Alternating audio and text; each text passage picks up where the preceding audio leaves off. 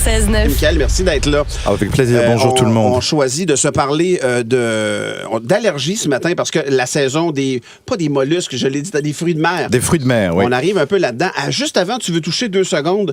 Le sommeil, c'est un gros dossier dans l'actualité présentement. On en a parlé avec Stéphane dans quelques instants. Ça serait le fun qu'on s'en parle de ça la semaine prochaine. Oui, on va s'en parler. Je donne rendez-vous aux auditeurs. On va s'en parler la semaine prochaine. C'est sûr que les consommations de somnifères, c'est vraiment un problème dans nos sociétés. C'est un problème au Québec, comme le disait Stéphane tout à l'heure, on a des augmentations ces dernières années de prescription de somnifères jusqu'à 40% pour certains somnifères. C'est quand même absolument majeur. Et puis, il faut quand même rappeler au monde que il y a des inducteurs de sommeil plutôt naturels, comme par exemple la mélatonine dont on avait déjà parlé, mais il y a des somnifères, des vrais médicaments qui sont de la famille des benzodiazépines. Donc c'est tout ce qui est ces médicaments-là qui sont anxiolytiques, les alprazolam, les opiclones, ces médicaments-là, qui peuvent donner au bout d'un moment une dépendance. Donc c'est vrai que de plus en plus dans nos sociétés, on a tendance à considérer que pas dormir et avoir des troubles du sommeil, c'est bien normal, parce qu'on est bien stressé, parce qu'on est bien occupé, que pour de plus en plus de prescripteurs, on donne des médicaments et puis c'est bien normal, et puis tout le monde devient dépendant,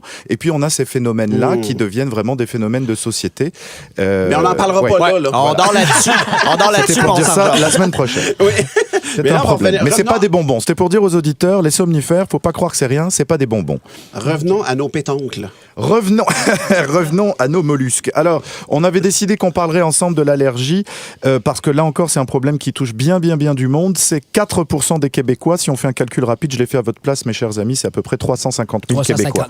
352 400 de Québécois qui sont allergiques et qui sont vraiment allergiques, qui peuvent avoir des gros problèmes d'anaphylaxie, d'allergie alimentaire principalement. Écoutez, je vais vous les citer pour satisfaire tous les auditeurs et ne pas casser la messagerie. Le lait, les œufs, les arachides, les noix, le soya, le blé, le poisson, les fruits de mer, la moutarde et les sulfites. Avec ce que je viens de citer là, les sulfites, c'est-à-dire dans certains vins, il y a des vins qui contiennent beaucoup de sulfites et il y a des gens qui ont de l'allergie au vin et qui se disent « Mon Dieu, je suis allergique à l'alcool ». Mais non, rassurez-vous, vous êtes allergique uniquement au vin sulfité, c'est-à-dire au vin de mauvaise qualité. Mais comment on fait pour savoir si c'est une allergie par rapport à une intolérance? Mais excellente question, encore une fois, Patrice. Ta pertinence ne cesse de me surprendre. Moi, je suis allergique à ça. En fait, c'est vrai que pour beaucoup de gens, c'est très compliqué, notamment pour les allergies alimentaires, de différencier une allergie d'une intolérance. Alors, disons que globalement, l'allergie, c'est les signes que tout le monde connaît un petit peu, c'est-à-dire que quand on va manger un aliment auquel on est allergique, on commence à sentir dans sa bouche, vous savez, les petits picotements, le petit goût dans le fond de la gorge, comme si on venait de boire quelque chose de gazeux. Ultimement, on a la langue qui commence à enfler, l'apparition de plaques cutanées, ces plaques sur la peau qui parfois peuvent gratter. On a les yeux qui pleurent, le nez qui mouche, c'est ce qu'on appelle le catarrhe oculo-respiratoire. Et puis, on peut faire la vraie anaphylaxie, c'est-à-dire on commence à avoir la respiration qui est sifflante, comme ça. On commence à avoir du trouble à respirer. Et ça arrive très rapidement après l'ingestion de l'aliment. Donc ça, c'est... il y a des gens dans leur voiture en ce moment qui filent pas, là. Bah oui, mais si vous êtes en train de boire de l'eau gazeuse ou du soda, c'est normal que ça pique dans la gorge. Ne vous inquiétez pas.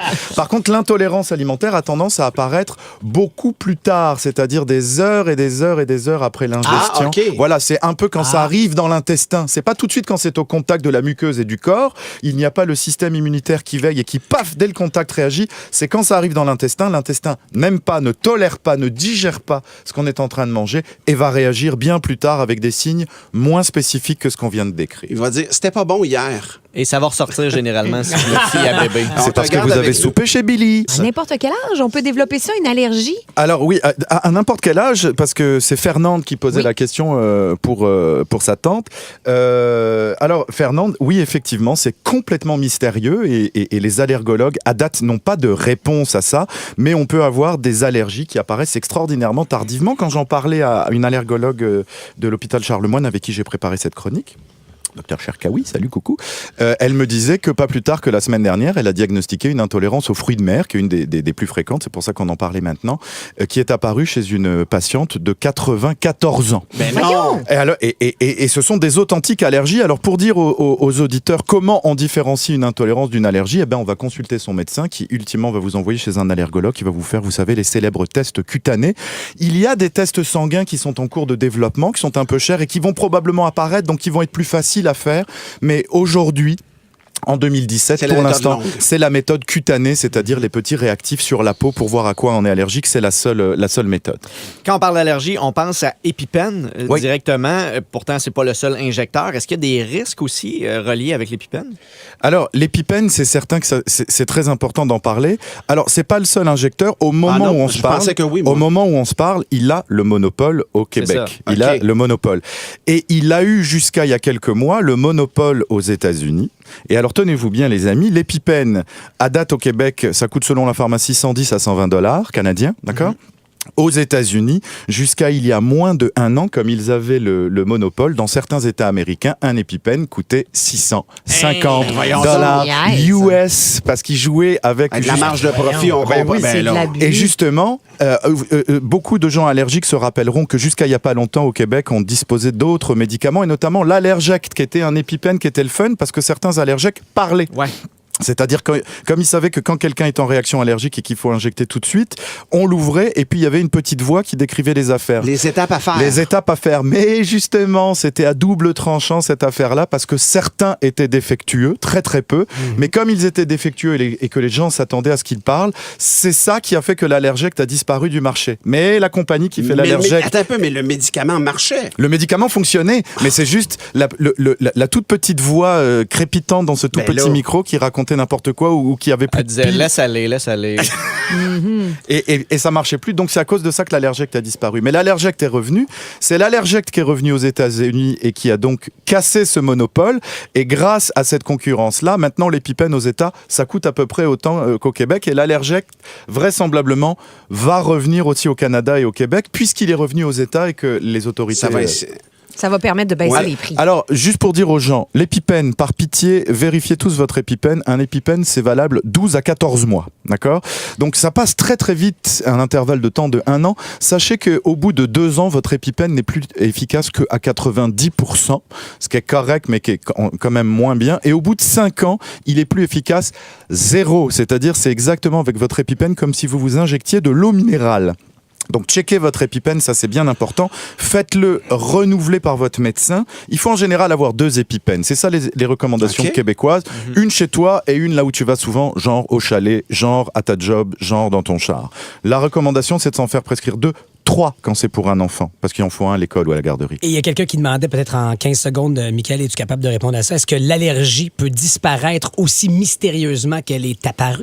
Oui, ça arrive, mais disons que quand une allergie apparaît comme ça et puis qu'elle n'est pas très forte, on a raison d'essayer de s'exposer un tout petit peu de temps en temps comme ça, avec des petites doses, à l'aliment qu'on a éventuellement indiqué, reconnu, identifié comme étant allergique, parce que des fois, on s'auto-désensibilise comme ça. Par ailleurs, là où c'est important de consulter chez les médecins, c'est que, voyez-vous, si on est allergique à un fruit de mer, par exemple, il y a tellement de fruits de mer différents que c'est très rare qu'on soit allergique à tous les fruits de mer. Donc c'est pas parce qu'on est allergique aux huîtres qu'on va être allergique aussi aux moules, aux langoustes et aux homards. Il y a des allergies croisées. Donc c'est très important de savoir exactement à quoi on est allergique et de pas se priver de tout. Ça rendra la vie quand même plus simple et plus facile à bien du monde. Hey, j'ai tellement l'impression... Moi, je n'ai rien de ça et j'ai tellement l'impression qu'il y a encore beaucoup à dire puis il y a beaucoup de questions. Ah oui, c'est énormément. une réalité, on l'a dit, c'est 350 000 Québécois qui le vivent et constamment des gens qui le découvrent. Ça, Michael, merci. Et puis pour le fun, vous savez quel est l'effet secondaire ou l'effet indésirable le plus fréquent de l'EpiPen? Parce qu'il n'y a pas de contre-indication à l'EpiPen quand on fait une allergie. Mais quel est l'effet secondaire le plus fréquent? Être vivant? C'est de l'injecter à l'envers et d'en fait de se faire une énorme injection dans le pouce. Et tu peux perdre le pouce. Parce que c'est une aiguille pas à peu près, et puis les gens qui mettent à l'envers, ils ont l'aiguille dans le pouce, Non. et comme c'est une énorme dose d'adrénaline, d'épinéphrine, en fait, ça peut te faire une nécrose du pouce. Faites quand même attention de le mettre dans le bon sens. C'est le seul gros effet secondaire que je dis au monde. Et ça fait mal, pas à peu près, ça, parce que c'est une grosse aiguille. Mais ça vous fait rire en même temps. Moi, ça me fait... Je devrais pas, excusez-moi, ceux à qui c'est arrivé. Merci, Michael. Joke de médecin! Les Green poussent. Ah oui! Bienvenue dans mon monde. Merci infiniment, Michael. En semaine, dès 5h25. 96.9.